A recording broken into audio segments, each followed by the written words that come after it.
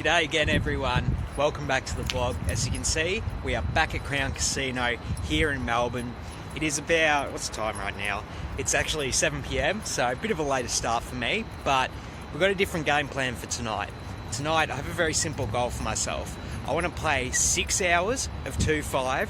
I want to play my A game for all those 6 hours. So that's the goal for the session. Once my 6 hours is up, that's it, I'm leaving the table. If the game's super juicy, I might stay then, but otherwise 6 hours on the dot, leaving after that's over. I'm going to see if I can maintain my A game for the entire 6 hours.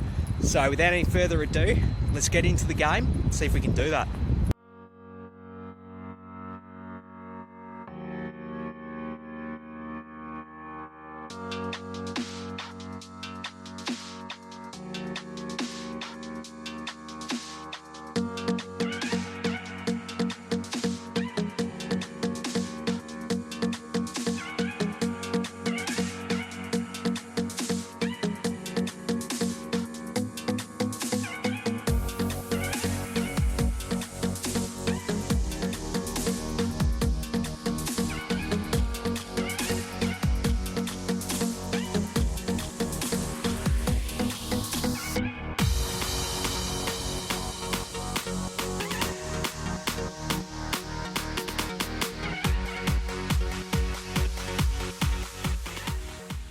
So we are wrapping up the session. Didn't quite hit our goal. We actually went over our goal, ended up playing for 7 hours. That's because we did end up playing in a very juicy game. So the exception to the rule was hit this time. We'll go over some of these hands we played. Some of them very unconventional, but we'll get to all that later.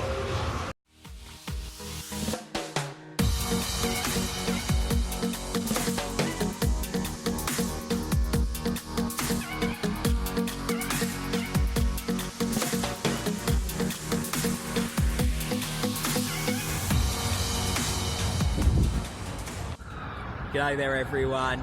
If you've been watching the vlog for a while now, you know exactly where we are. Back at the rooftop car park here at Crown, my favourite place to go over these hand histories. So let's just hop straight into them. So for the first hand, I'm in the small blind with Ace Queen of Spades. There is an under the gun limp from a loose aggressive player, and then the button limps as well. So when the action's on me, I go ahead and raise it to 30. And then the under the gun loose aggressive player calls and the button folds. So we're heads up to a flop of Queen Jack 10 with 2 clubs. I actually decide to check my top pair here. It definitely is merit to betting top pair for value, but I think against a loose aggressive opponent, it's kind of a good idea to check and do some bluffs from them, because it's going to be, obviously there are some second best hands that can continue on this board, but not many of them. So I go ahead and check it to the undergun player and he checks back. So we see a turn, which is the Jack of Spades. I go ahead and check my option again. I think I'm pretty sure that I do have the best hand, but still looking to check to induce a bluff potentially from a loose aggressive player. Plus, do want to play a bit of pot control. My opponent can definitely have a jack, and not really looking to inflate the pot too much with Ace Queen here. So I check it to him and he bets 45. Once he bets 45, I think I have a pretty clear option to call here, which is what I do. And then we see a river, which is the third jack on the board. So obviously we river a full house. I think I don't really like leading here once I did check the turn. I think they'll turn our hand pretty face up and it'll be harder for him to call with a worse hand. So I'm going to check it to him and hopefully induce him to either bluff or bet a worse hand for value, which is definitely possible against a less aggressive opponent. I check it to him, then he goes ahead and bets 250. So big over bet of the pot. The pot's only about 150. He goes ahead and makes 250. I mean, I can't fold Ace Queen here, particularly against a loose aggressive opponent, but obviously somewhat concerned my opponent does have a jack and they're going for max value when I do have a full house like I do have. But having said that, still can't fold my Ace Queen here. I throw in the call. My opponent says, "You're good." So no need to get him to show the bluff or anything. I just show my Ace Queen straight away and he tanks a minute before mucking his hand. So there's an early position limp and then I'm on the cutoff with Ace Jack. I go ahead and raise a 20, and then a good friend of mine is in the button and they go ahead and throw in the 3-bet to 65. So even though they are a good friend of mine, still going to give them that loose aggressive label, and I know that they're trying to play poker to win regardless of me being the opponent. So no friends in poker at the table at least. So he goes ahead and makes 65. The limper folds, the extra's back on me. I think this is a good spot to call against a loose aggressive opponent. Obviously, I'm opening a bunch of hands in the cutoff, and ace-jack is actually one of the stronger ones. So there's some opponents I would fold the ace-jack to just initially here, but I think this is a good spot to protect my range by calling, which is what I do. And then we're heads up to a flop of ace-9-4 with 2 diamonds. I go ahead and check it to the pre-flop aggressor. He puts out a c-bet of 45. Have a very easy call here with my ace-jack. I call, and then we see a turn, which is the 3 of spades. I go ahead and check it to the pre-flop aggressor again. Then he goes ahead and bets 180, and this is where things start to get a bit dicey, because my opponent, obviously, they can have ace-king, ace-queen, taking the 3-bet, but I think it was an easy call in the flop because they could just be c-betting a worse ace for value, but I think if they had a worse ace, they're not going to go ahead and bomb the pot to 180 on the turn. So I'm definitely concerned that I do not have the best hand here. Having said that though, I don't think I can fold just yet. There are flush draws out there my opponent could be semi-bluffing with. Also, if they have a hand like, you know, Jack 10 of spades, they might just be barreling off on the ace-high board because they know they have all the strongest kings, so can't fold just yet. I throw in the call, and then we see a river, which is a 6 of spades. I go ahead and check it, and then my opponent checks it back, and he's like, "You're good." I show my ace-jack, and I win. My opponent later told me that he had 7-6 of diamonds, so he did actually flop the flush draw, turned a combo draw, so I was lucky to fade so many outs and take down the pot with ace-jack here. This next one's going to be quick and not so painless. I'm in the low jack with ace-king. I raise it up to 15. A passive player calls on the button, and the action gets to the big blind, and the loose aggressive player 3 bets to 70. I think it's a good spot to 4-bet my ace-king with a player in between. I go ahead and make it 161. Button folds, and the big blind thinks about it for a bit before ripping it all in for 500. Obviously somewhat concerned you can have kings or aces, but not going to fold my ace-king once I 4-bet. I throw in the call, my opponent says, "You're probably good," and I tell him I have ace-king, and then he's like, "I need to hit a 10, flop comes out, 4-3-2 with 3 clubs," and my opponent goes, "I just flopped the nuts," and he shows the ace-10 of clubs, so he's going to take that one down. So I'm drawing dead on the flop, and he's going to take it down. So obviously a bit of a bad beat there, but as poker sometimes, just have to take it as part of the game. There's an early position limb, and then a tight aggressive player opens the button to 20. I'm in the small blind with Queen 9 of hearts, and I think this is actually a pretty trivial fold in retrospect. Just lay down these type of hands against tight aggressive players on the button, unless you're really sure they'll fold. I make the mistake of 3-betting. I was under the impression the tight aggressive player was just opening a bunch of crazy stuff even over limps. In retrospect though, you want to attack these opens. Queen 9 suited's a bit too loose though, but I do go ahead and 3-bet to 80, and then the limper folds, and the tight aggressive player on the button makes a bit of a speech and then calls. So not really what I was looking for, and the flop is king 6-3 with 2 diamonds. I just decide to check and give it up here. Obviously I totally whiff, but then the button checks it back, and we see a turn, and the turn is the 3 of spades, and I actually decide to bet it here, just trying to poke in a bit of a stab, sort of trying to get my opponent off an ace-high hand, or maybe even like a queen-jack, just something that's a bad hand but better than my queen-high. I go ahead and bet 60, but then they call again.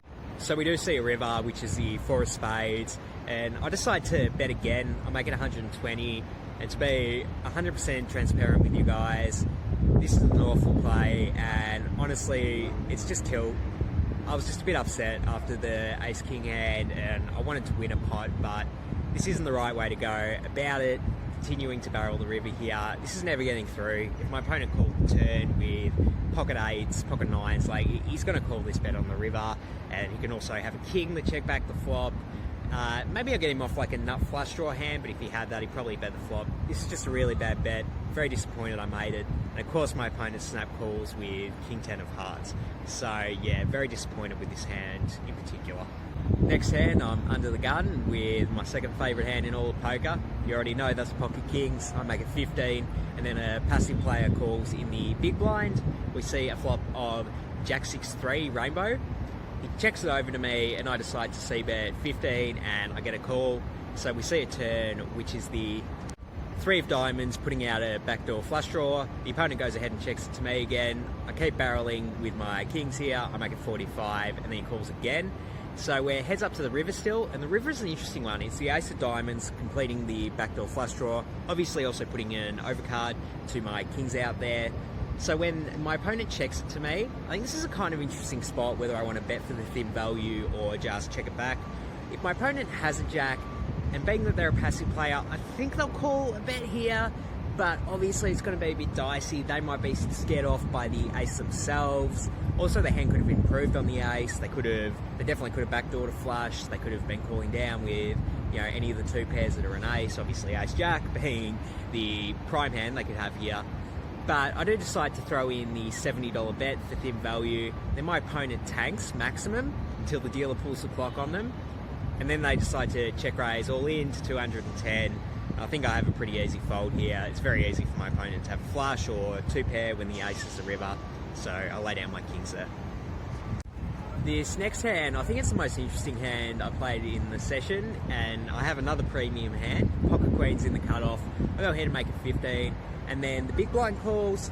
Big blind's a loose aggressive player, but I've had a bit of experience playing with them. They play very well. They sort of try and bluff in good spots. They bet for thin value. This is someone I rate at the poker table, so hopefully they don't watch this and get a big head, but I do rate them. That's definitely something important to consider going into this hand. I raise queens, he calls, we see a flop of 10-9-5 rainbow. He checks it to me, I'm going to bet for value here, I make it 10, and then he goes ahead and check raises it to 35. Obviously already a bit dicey, lose to a bunch of stuff on this board with queens, but obviously not going to fold the queens just yet. I go ahead and throw in the call. And then the turn is the jack of spades, completing the 4-card rainbow. And then the big blind keeps at it. He bets 110 again, which is a slight overbet of the pot. Obviously things getting very dicey with queens here now. The, what was the straight draw? 9-8, that's now got in. Obviously lose to 2 pair and straights.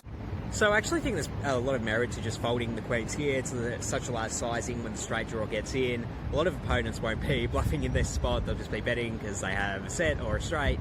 But against a loose aggressive opponent who I know is going to be trying making moves at least some of the time, can't be folding queens just yet, throw in the call. And then we see a river, which is a repeat 5. And the big blind doesn't slow down. He rips it all in for about 550, which is a pretty big overbet of the pot.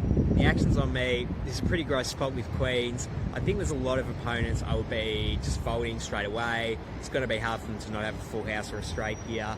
But against a loose aggressive opponent who I know is going to be trying to put me in tough spots, in hands, in spots where like I might have a full house here, but most of the time I'm just going to be having over pairs. So if I'm looking to not be exploited myself, I have to call some over pairs, fold some over pairs, just to try and not be too easily bluffed in this spot. And I think that will be a good reason to call with queens, just because I have pocket queens. I know he can't be betting, well, I know it's less likely he's going to be betting king queen, which is straight for value. But having said that, I struggle to find a hand that my opponent will be bluffing with on this run out. I think maybe a 7, ace 8 with a backdoor flush draw on the flop. Maybe he just barreled off with those hands or scare cards.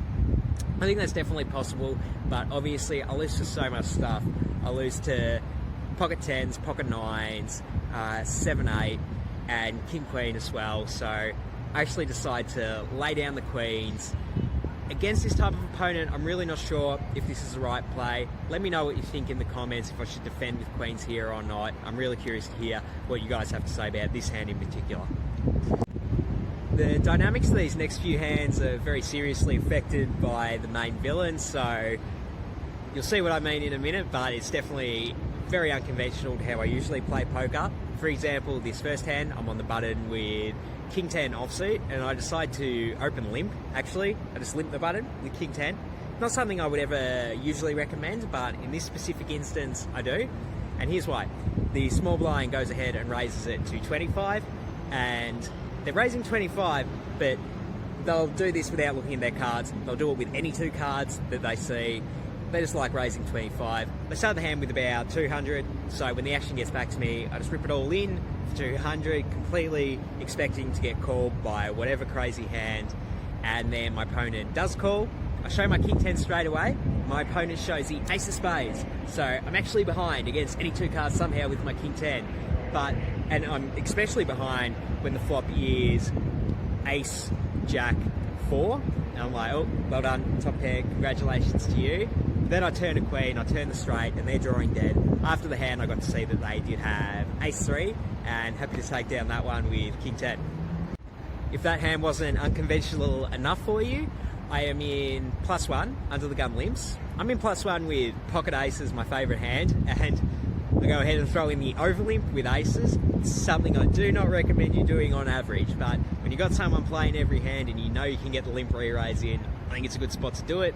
I limp it, then the player to my left, the fun player, he makes a 25 again. Then 4 people call in between the raiser and me.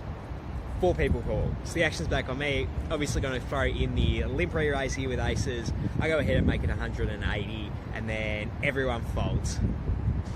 So obviously these crazy dynamics are affected by player playing every hand as a raise, but in general I do not like over-limping hands, except for very occasionally on the button, but never over-limping aces. In the next hand, a tight aggressive player opens under the gun for 15, and then I am in the cutoff with my second favourite hand again. Yet another premium for the session, running hot. I go ahead and 3-bet pocket kings to 55, and then the under the gun player calls. And we are heads up to a flop of 4-4-2 with 2 diamonds.